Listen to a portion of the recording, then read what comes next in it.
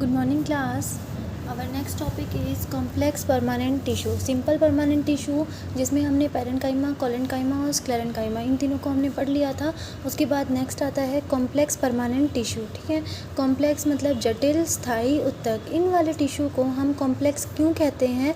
क्योंकि composed of more than one type of cell, एक से अधिक प्रकार की कोशिकाओं का समूह होता है, इसीलिए हम उसे कॉम्प्लेक्स टिश्यू कहते हैं. ठीक है, ये जो कोशिकाएँ होती हैं इनकी ओरिजिन बिल्कुल सिमिलर होती है. मीन्स एक समान उत्पत्ति वाली कोशिकाओं का समूह जो मिलकर एक विशिष्ट कार्य को संपादित करता है या विशिष्ट कार्य को कंप्लीट करता है, तो उसे हम कॉम्प्लेक्स परमानेंट टिश्यू कहते हैं. ठीक है, कॉम्प्लेक्स परमानेंट टिश्यू जो होगा वो कैसा होता है? क्योंकि इसमें बहुत सारी कोशिकाएं प्रेजेंट हैं. ठीक है, मोर than one type of cells present है, इसीलिए इसे हम क्या कहते हैं?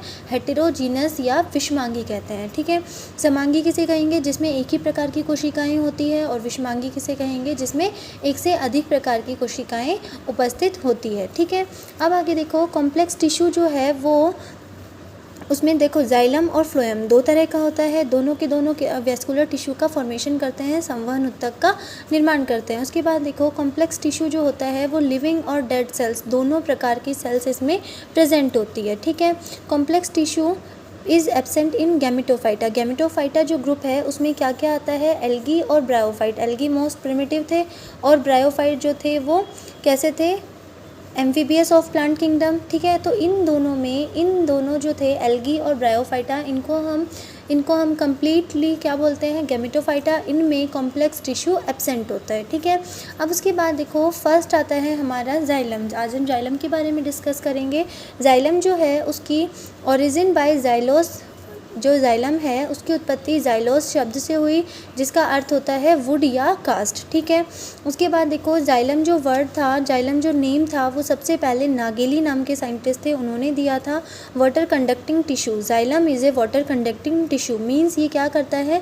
पानी का संवहन करता है. पानी के लिए मतलब पानी को वाटर और मिनरल्स को एक प्लेस से दूसरे प्लेस पर लेके जाता है, इसीलिए इसे वाटर कंडक्टिंग टिश्यू कहते हैं. Also called hadrome. उसी के साथ साथ इसे क्या हेड्रोम भी कहा जाता है. जाइलम जो होता है ना वो हायर प्लांट्स या sporophyte. Higher plants means sporophyte, उनमें main part of vascular tissue, संवहन उत्तक का मुख्य भाग कौन होता है? जाइलम होता है. ठीक है, जाइलम जो है उसकी उत्पत्ति जाइलोस से हुई. उसके अलावा जाइलम नाम किसने दिया? नागेली ने दिया. वाटर कंडक्टिंग टिश्यू होता है, आल्सो कॉल्ड हेड्रोम. और उसके बाद देखो आगे on the basis of xylem vascular plant. Xylem जो है ना वो प्रेजेंट होता है किसमें? वेस्कुलर प्लांट्स में या स्पर्मेटोफाइट्स में. ठीक है, तो वेस्कुलर प्लांट्स को जाइलम की प्रेजेंस के कारण इन्हें हम ट्रैकियोफाइटा के नाम से भी जानते हैं. ठीक है, इन्हें ट्रैकियोफाइटा कहने का मेन रीज़न क्या है? कि इनमें जाइलम जो होता है उसमें ट्रैकरी एलिमेंट्स प्रेजेंट होते हैं और इसीलिए उन्हें ट्रैकियोफाइटा के नाम से जाना जाता है. ठीक है, ट्रैकियोफाइटा जो है उसमें दो चीज़ें आएंगी, एक तो टेरिडोफाइटा और एक स्पर्मेटोफाइटा. ठीक है, दोनों आ जाएंगे.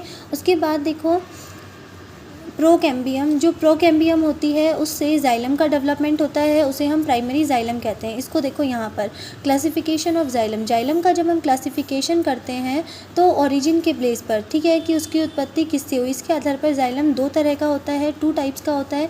One is primary xylem and second is secondary xylem. ठीक है, प्राइमरी जाइलम जो है उसकी ओरिजिन होगी प्रोकैम्बियम से, लेकिन जो सेकेंडरी जाइलम होता है उसकी उत्पत्ति होती है वेस्कुलर कैम्बियम से. ठीक है, संवहन एधा से द्वितीयक जाइलम की उत्पत्ति होती है और प्राक एधा से प्राथमिक जाइलम की उत्पत्ति होती है. ये जो प्राइमरी जाइलम होता है ये अगेन टू टाइप्स का होता है. ठीक है, पहला है प्रोटोजाइलम. प्रोटोजाइलम का क्या मतलब है? प्रोटो का मीन्स होता है पहले. ठीक है, मीन्स प्रोटो मीन्स फर्स्ट. तो देखो प्रोटोजाइलम जो है वो सबसे पहले बनने वाला जाइलम है. उसके बाद जो मेटाजाइलम होता है वो लेटर फॉर्म जाइलम, जो जाइलम बाद में बनता है उसे हम मेटाजाइलम कहते हैं. ठीक है, इज़ दैट क्लियर? आगे देखो, अब आता है components of xylem. Components of xylem में देखते हैं हम, यहाँ पर जाइलम जो होता है ना उसमें 4 कंपोनेंट्स प्रेजेंट होते हैं. One is tracheids, vessels, xylem fibre and xylem parenchyma. ठीक है, वाहिनिकाएँ, वाहिका, जाइलम तंतु और जाइलम पैरेन्काइमा या जाइलम रद्दूतक, ठीक है। इसमें देखो जो ट्रैकिड्स और वेसल, इन दोनों को हम कंबाइन रूप से ट्रैकरी एलिमेंट्स कहते हैं, वाहिकीय तत्व कहते हैं, ठीक है। इनका काम क्या करता है, इनका काम क्या होता है, संवहन का काम होता है, conduction of water and minerals, ठीक है। वाटर मिनरल्स का कंडक्शन करने का काम कौन करता है, ट्रैकिड्स और वेसल्स, ठीक है।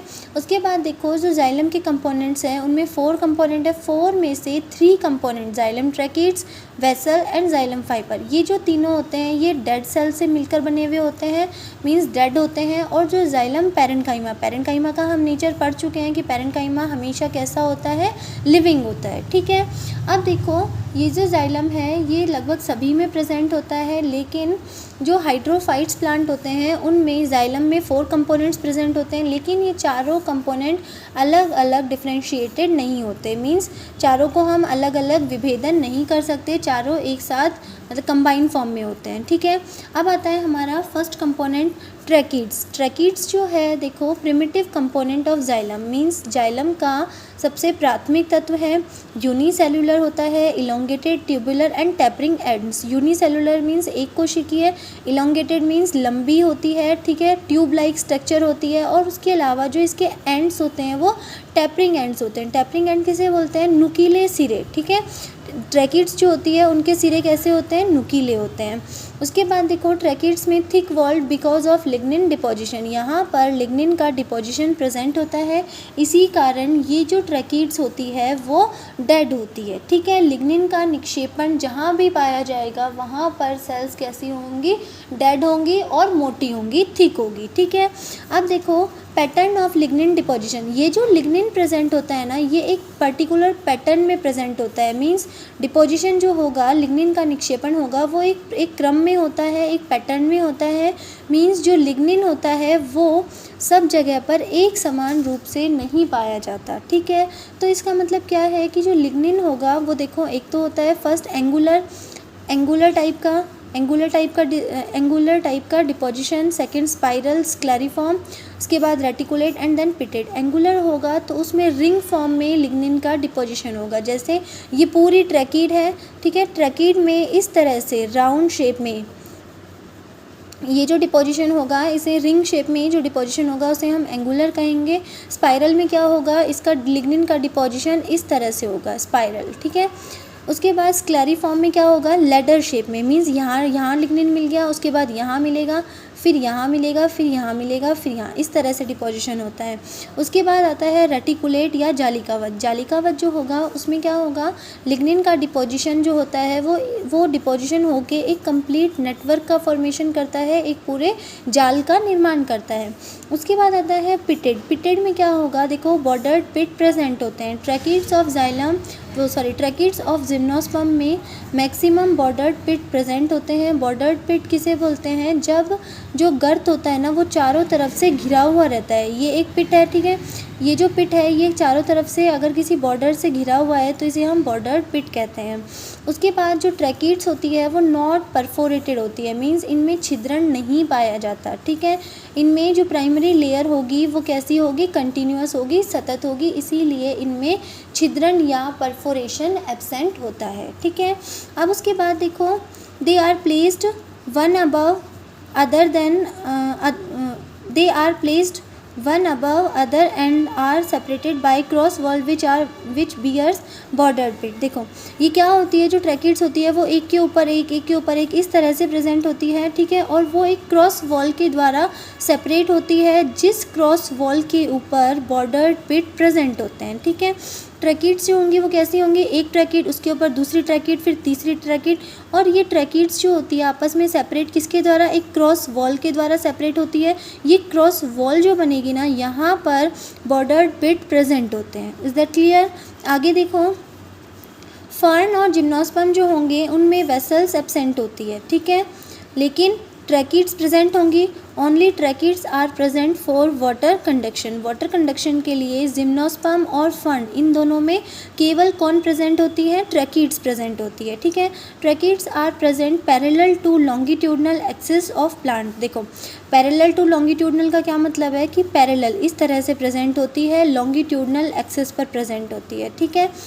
उसके बाद हॉरिजॉन्टल एक्सिस कौन सा होगा, इस तरह से होगा, और लॉन्गिट्यूडनल एक्सिस इस तरह से होगा। तो जो ट्रैकीड्स प्रेजेंट होंगी वो पैरेलल भी होंगी, एक दूसरे के समानांतर क्रम में और एक दूसरे के बिल्कुल लंबवत क्रम में उपस्थित होती है। ठीक है, आगे देखो,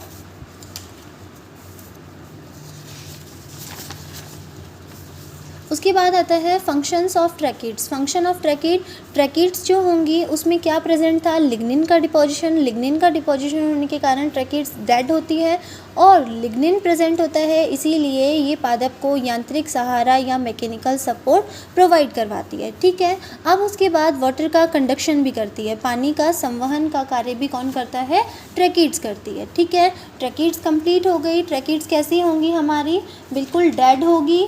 ठीक है, प्रिमिटिव कंपोनेंट होगा, यूनिसेलुलर होगी, उसके बाद elongated tubular tapering ends present होंगे, थिक वॉल्ड होगी। थिक वॉल्ड क्यों होगी, क्योंकि लिग्निन का डिपोजिशन प्रेजेंट है। ठीक है, उसके बाद में उनमें जो लिग्निन का डिपोजिशन होता है वो यूनिफॉर्म ना होकर एक पर्टिकुलर पैटर्न में होता है। 5 पैटर्न्स आर प्रेजेंट देयर।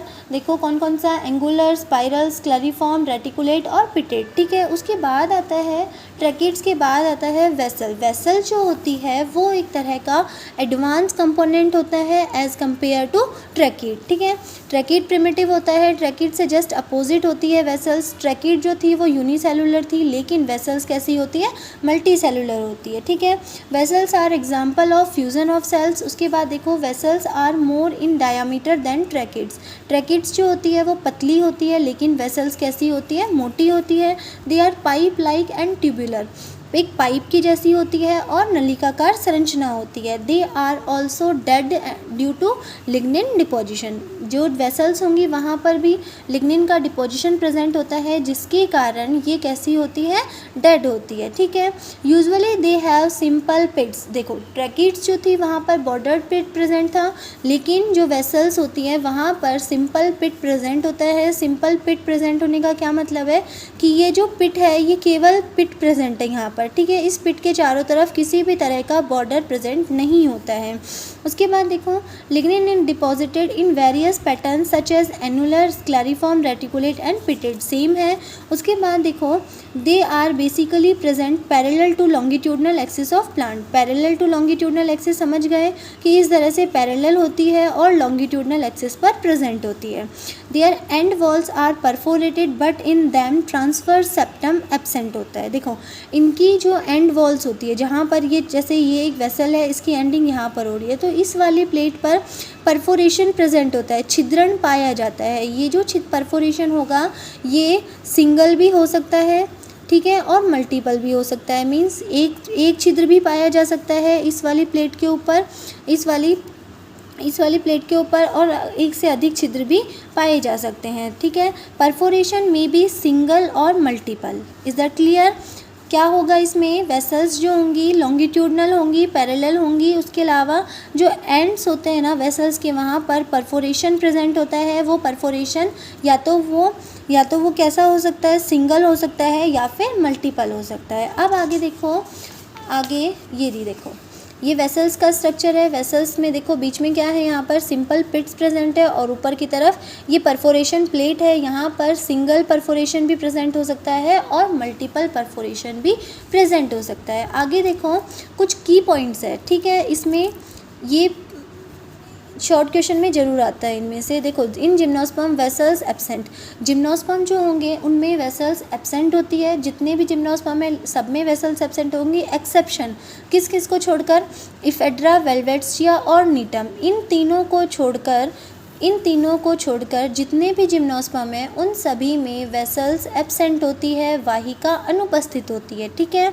उसके बाद देखो फर्न और टेरिडोफाइट, इन दोनों में भी क्या होगा, वेसल्स एब्सेंट होंगी, लेकिन टेरिडियम और सिलाजिनेला ये दोनों क्या है, टेरिडोफाइट है, इन दोनों में वेसल्स प्रेजेंट होती है। ठीक है, उसके बाद देखो in angiosperm are specially present, जो वेसल्स होती है ना वो एंजियोस्पर्म में स्पेशली प्रेजेंट होती है, लेकिन एंजियोस्पर्म के भी कुछ ऐसी फैमिलीज़ है जहाँ पर वेसल्स एब्सेंट होती है। वो कौन कौन सी है, विंटरेसी फैमिली, टेट्रासिंट्रेसी और ट्रोकोडेंड्रेसी फैमिली, इन तीनों फैमिलीज़ में वेसल्स कम्प्लीटली एब्सेंट होती है। ठीक है, अब उसके बाद vessels are also absent in few angiosperm such as yucca, dracaena, drimys और डेजिनेरिया, ठीक है। इन सब में भी क्या होता है, वेसल्स एब्सेंट होती है। 3 फैमिलीज़ थी, उसके अलावा ये कुछ स्पीशीज़ है जिनमें भी वेसल्स एब्सेंट होती है, ठीक है।